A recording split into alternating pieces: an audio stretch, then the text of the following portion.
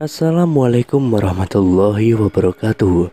Kembali lagi di channel Nasihat Kehidupan Misteri. Pada video kali ini saya akan membahas tentang penguasa Tanah Jawa 2023 datang menagih janji.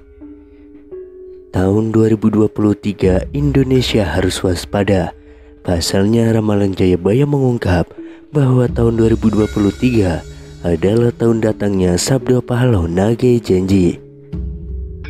Sabdo Pahlawan Nagih Janji ini diyakini sebagai tanda akan terjadinya kekacauan atau bencana alam yang akan terjadi di berbagai daerah. Wong Jawa wis ilang Jawane adalah ungkapan Jayabaya yang menyebut tanda-tanda Sabdo Pahlawan datang, memomong masyarakat Jawa yang sudah kehilangan spiritualitasnya. Berdasarkan ramalan Jayabaya mengungkap bahwa masyarakat Jawa menunggu datangnya masa Sabdo Pahlawan Nagih Janji. Kemudian kekacauan merajalela di mana-mana. Tercatat dalam ramalan Jayabaya dalam serat Sabdo Pahlawan Pupuh 4 bersumpah akan muncul kembali sebagai pemomong tanah Jawa setelah 500 tahun runtuhnya kerajaan Majapahit. Apabila dihitung 500 tahun dari kerajaan Majapahit runtuh pada tahun 1478, maka ramalan datangnya masa Sabdo Pahlawan Nagih Janji jatuh pada tahun 2020 hingga tahun 2023. Pertanda meletusnya Gunung Merapi yang dijelaskan dalam Pupuh 5 dalam serat Sabdo Pahlawan yang berbunyi, Kulo damel pratondo, pratondo tembahyang, mami hardi Merapi yang jeblok mililahar, lindu ping pitu setino, kali ini banjir bandang, yang artinya saya akan membuat pertanda sebagai janji teguh saya apabila Merapi sudah meletus mengeluarkan lahar dan terjadi gempa bumi 7 kali dalam sehari serta banjir bandang akan datang. Dalam serat Sabdo Pahlawan Pupuh 13 disebutkan akan ada ombak munggah daratan, yang artinya merujuk pada sebuah bencana tsunami. Berdasarkan Pupuh 11 dalam serat Sabdo Pahlawan disebutkan panggeblo engkang benangkung leloro ngombro-ngombro enjang sugeng sonten praloyo, yang artinya akan datang wabah mengerikan merajalela di mana-mana. Paginya orang-orang masih hidup, sorenya banyak yang mati. Selain itu akan ada juga kejadian sosial di mana perpolitikan akan memanas di tanah Jawa sehingga Indonesia menjadi carut marut. Hal tersebut lantaran adanya egosentrisme dan eksploitasi yang semakin parah. Disebutkan juga oleh Sabdo Pahlawan bahwa moral masyarakat Jawa banyak yang rusak. Dalam ramalan jangka Jayabaya bahwa masa Sabdo Pahlawan Nagih Janji ini akan terus menimbulkan kejadian alam dan sosial yang bakal terjadi secara terus-menerus hingga tahun 2056 berdasarkan hitungan waktu yang sudah diperkirakan.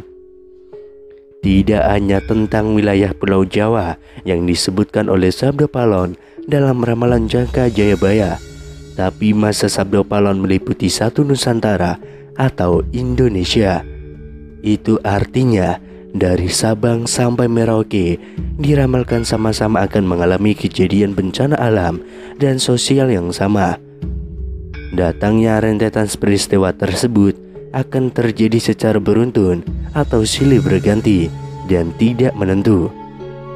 Perlu diketahui, Sabdo Pahlawan merupakan tokoh legendaris, pandita, penasihat kerajaan Majapahit, penguasa terakhir yang beragama Buddha dari kerajaan Majapahit di Pulau Jawa. Beberapa ramalan Jayabaya terbukti pada beberapa dekade terakhir. Namun sebagai masyarakat, kita tetap berdoa dan berikhtiar agar Indonesia selalu aman dan damai tanpa ada bencana di tahun 2023. Sabdo Pahlawan Nagih Janji ini berawal saat Pulau Jawa dikenal angker pada zaman dahulu, hingga Syekh Subakir yang diutus menyebarkan agama Islam harus menghadapi tantangan hingga membuat perjanjian Sabdo Pahlawan dengan Roh Halus penguasa wilayah, yakni Ki Semar Badranaya.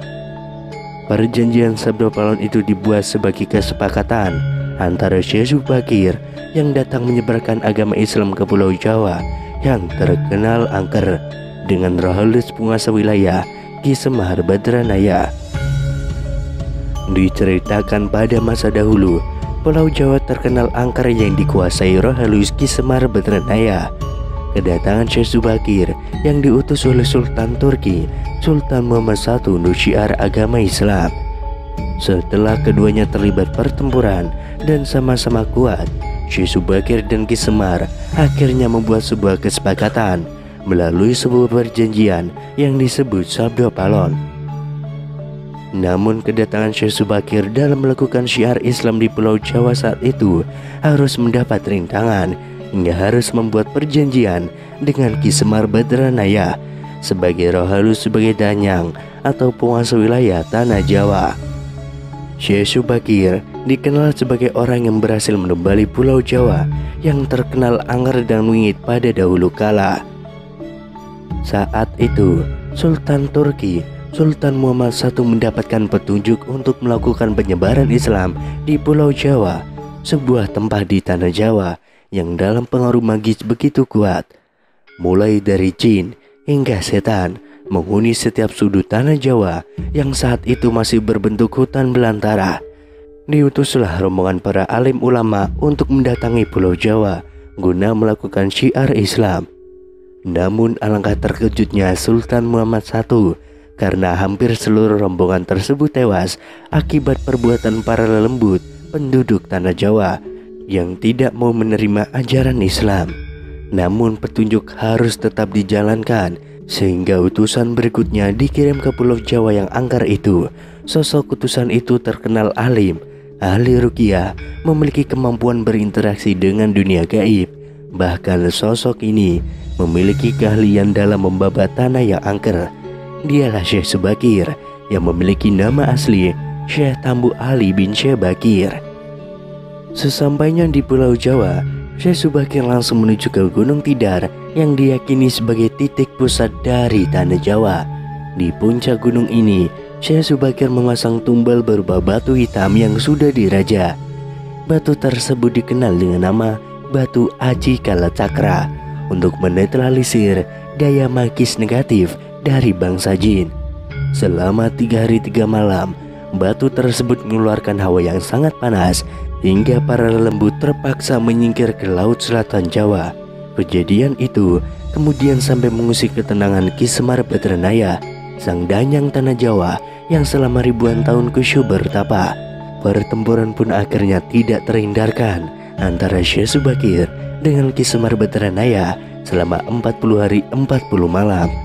Namun selama pertempuran itu keduanya sama-sama kuat, sampai akhirnya Ki Semar Badranaya menawarkan perundingan kepada Syekh Subakir, yang mana menghasilkan sebuah kesepakatan perjanjian yang dikenal dengan sebutan Perjanjian Sabdo Palon.